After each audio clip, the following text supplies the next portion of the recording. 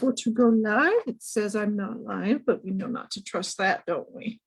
We just sort of wait for the little bar to fill up and for it to actually admit that I'm live. Yay. Okay. Welcome to Tea and New Book Tuesday. I'm Lisa. I'll be your librarian today. Today we're going to talk about yellow labels, which here at Mobile Public Library means yellow labels are mystery, crime, suspense, and thriller. As always, these are books that are pre-ordered that you can already put on hold because they're in our catalog. So all of these books will be coming out in May. Let me see what we want to do. Let's go ahead and go in here and share my screen. No, just share the screen. There we go. That's what we want. That's what we want to see. Present. And here we are. Tea and New Book Tuesday. Hello, for April 6th. Today is May Yellow Labels, as we discussed. I am drinking my, okay, so this is one I hadn't tried before. I'm having Tea Forte's Mountain Oolong Tea, which is nice. This, I don't know if all oolong teas have caffeine, but this one does. But it still has a nice mild taste to it. There's like hints of fruit, notes of like peach, maybe. I'm still finishing up that pack I got at Christmas. And I'm still reading Joe by Larry Brown. It's a little bit slow going, partly because I haven't attached any of the characters yet. And also because I've been getting through books better by like just powering through until you get to the 30% mark, because that's usually where the plot really kicks in. And I've been very slowly reading one chapter at a time, partly because I'm taking notes while I read, because as I said, this is potentially for a podcast that Carly and I are going to do together, but I need to stop taking notes. I think I need to just read it so that I can like get into it. Today's giveaway is a surprise, so you'll have to find out what it is when we get to that book. Go on. And did you know that MPL is streaming games? We're streaming on Twitch, Pokemon game that I don't know which one it is. There are many Pokemon games. But it's a Pokemon game that's on the Nintendo Switch, if that narrows it down for Pokemon fans. That's on Mondays at 4. And then here on Facebook Live, Lynn, the teen librarian over at West, is streaming Dark Souls. So that's Thursdays at 4 p.m. If you want to watch them play either of those games, you can tune into those places. All right, so let's go ahead and get into the nonfiction because we have several books today. First up, I don't even know how this got on the list. And I'm the one that put it there. But anyway, I thought it looked amusing and it made me laugh. And for that reason alone, it gets to be on the list. This is Because He's Jeff Goldblum, The Movies, Memes, and Meaning of Hollywood's Most Enigmatic Actor by Travis M. Andrews. This is about exactly what it says it is. It is semi-a-biography, semi-a-rumination, and semi-ridiculous look at the career of Jeff Goldblum. So we're more aiming at his work and discussions of him in pop culture rather than like digging into his personal life, which I don't know that any of us really want. Yeah, that's not what we're here for. We're here for the love of the craziness of Jeff Goldblum. The author interviewed actors, directors who worked with him, as well as pop culture experts to try and I quote, to get to the bottom of the whole Goldblum thing. It also promises to spend far too much time converting Goldblum's name into various forms of speech, which sounds pretty natural to me. There are too few reviews to note on this one, but one of the reviews, I did glance over the early reader reviews, and one of them said it was about the being that is Jeff Goldblum, which I loved as a phrase. So if you're ready to go on this Jeff Goldblum journey, Because He's Jeff Goldblum comes out May 4th.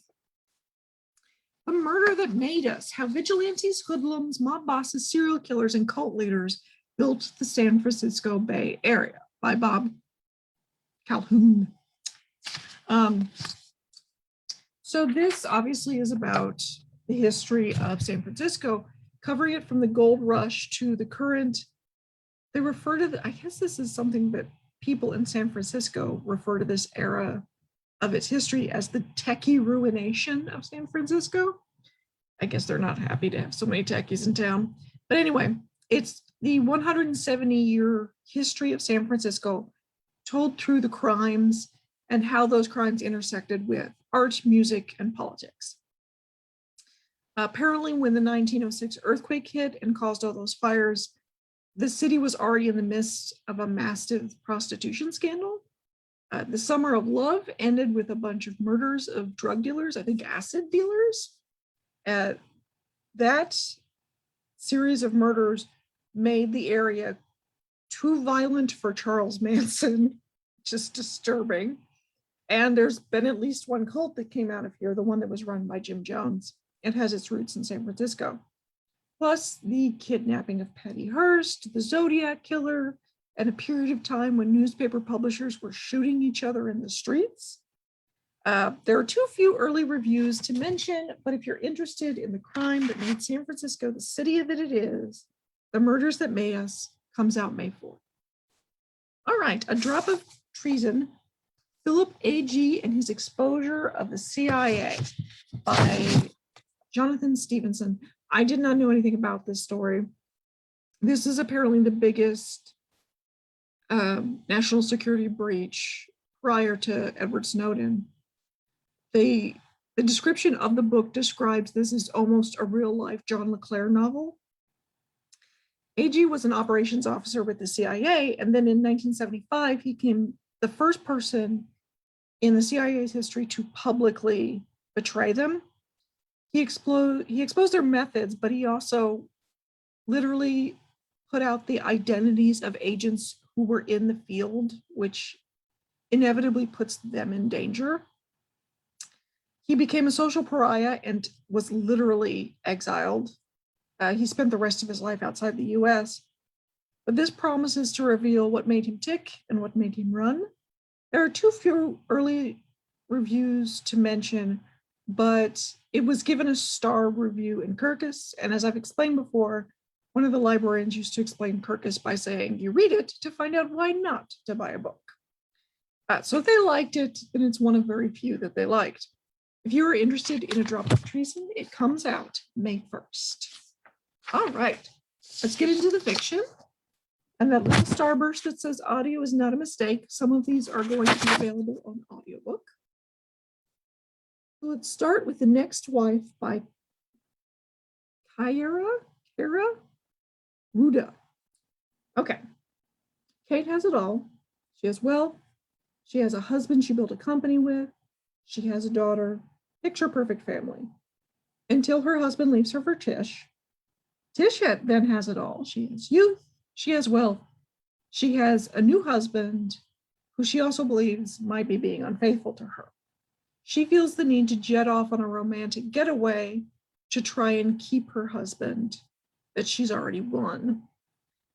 What happens next could be predicted by Kate or Tish, but there's no telling what a woman will do for love or revenge. This has a 3.7 rating on Goodreads from early reviewers. If you are interested in The Next Wife, it comes out May 1st. All right, 31 Bones by Morgan Cry. Daniela feels duty-bound to handle her mother's affairs after her mother dies. Her mother owned a bar in Spain that is frequented by expats. And it turns out her mother and these expats were involved in a scam worth millions of pounds. So I think when they say expat, they mean British people. But anyway, moving on. The money in question is now missing. The expats are threatening to turn Daniela in to save themselves, and the law is starting to close in. They believe Daniela knows more than she actually does. Plus, an enforcer has heard about the missing cash and is headed her way. This is the first book in the series, all of which the series is going to bear the name of the protagonist, Daniela. I don't have her last name, but it will be that person. A handful of early readers have put it at about 4 stars. If you're interested in 31 Bones, it comes out May 4th. Aftermath by Terry Blackstock. Okay. So this is about criminal attorney Jamie. She's ready to accept whatever consequences may come of being the legal defense of her friend, Dustin. They grew up together, but she hasn't seen him since he aged out of foster care. I don't know if Jamie was in foster care or not, or just grew up near him, but at any rate, he's been accused of setting off a bomb at a political rally that killed dozens of people. As she investigates, she starts to find a lot of things about Dustin that would be really damning if they came to light. But she thinks someone might be framing him. Proving that could destroy Justin's life almost as much as a conviction would. So what to do? The early readers are giving this over 4 stars.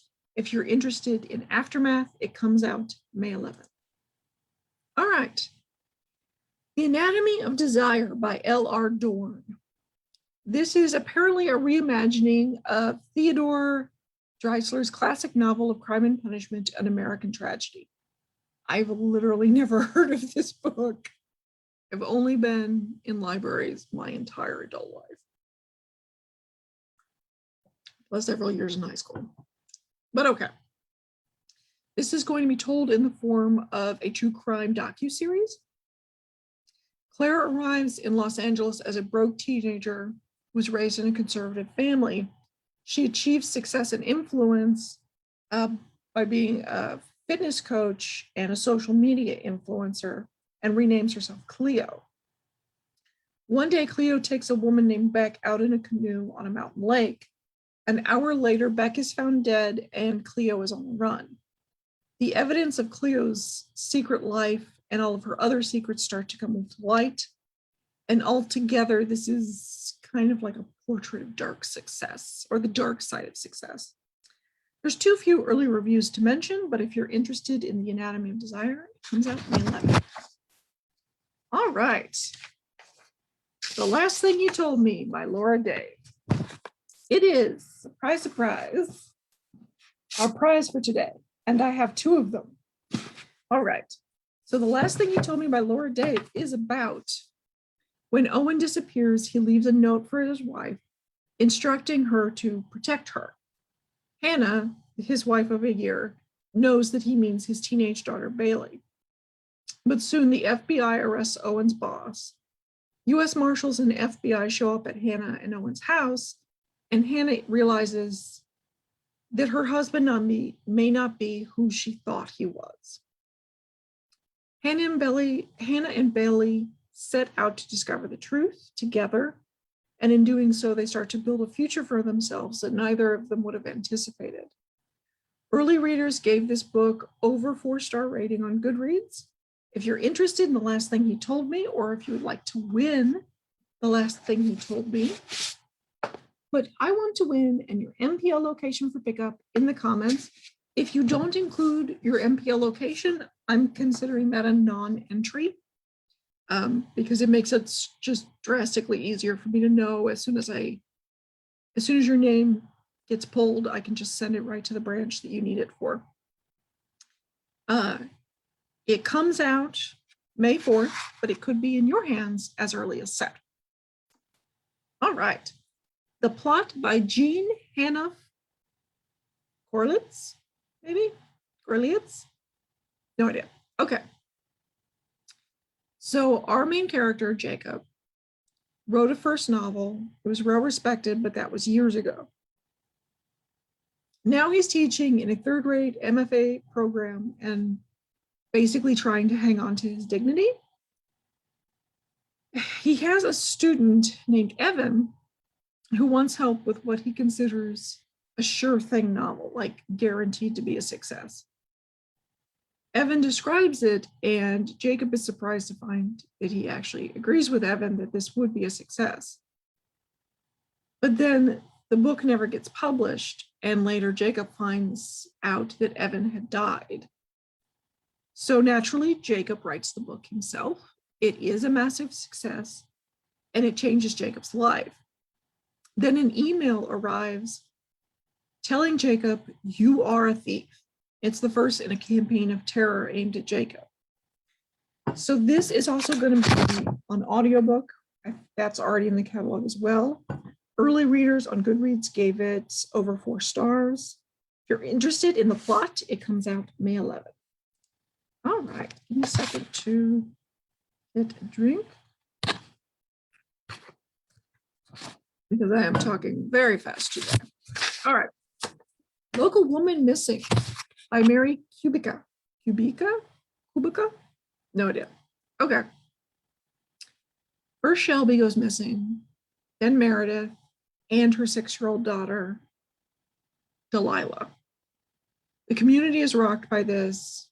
They want to know if the disappearances are connected, but ultimately the trail goes cold for 11 years. And then Delilah shows up, now a teenager, and the whole thing starts to come out again. This is from a best-selling author. Her most recent bestseller was The Other Misses. It will also be on audio. We're buying it on audiobook as well. It was already given over 4 stars from early readers on Goodreads. If you're interested in Local Woman Missing, it comes out May 18th. All right, Find You First by Linwood Barclay.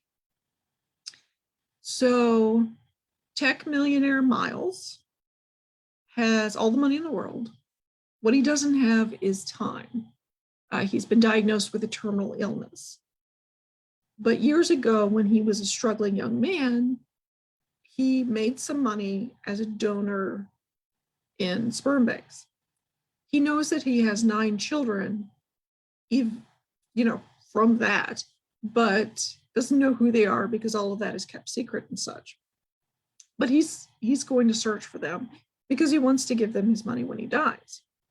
Meanwhile, Chloe, an aspiring filmmaker, sets out to find her biological father, knowing mostly just that he was a donor at a sperm bank.